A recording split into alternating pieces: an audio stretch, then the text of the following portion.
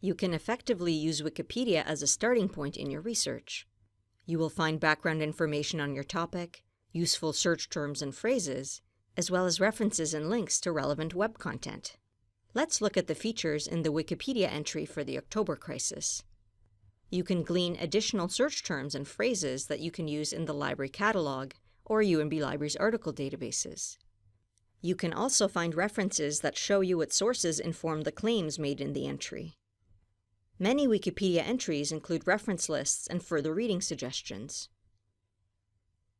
One potential problem with a Wikipedia entry is that it may lack authority. That is, the information may not be reliable, credible, objective, or trustworthy. More specifically, the quality of the information may be compromised by lack of peer review, bias, or the author's lack of expertise and credentials.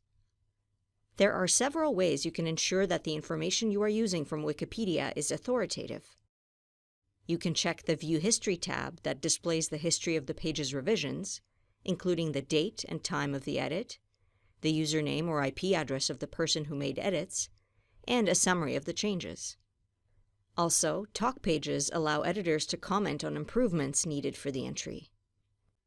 For more help with your research, contact us via the Ask Us chat or visit the Research Help page.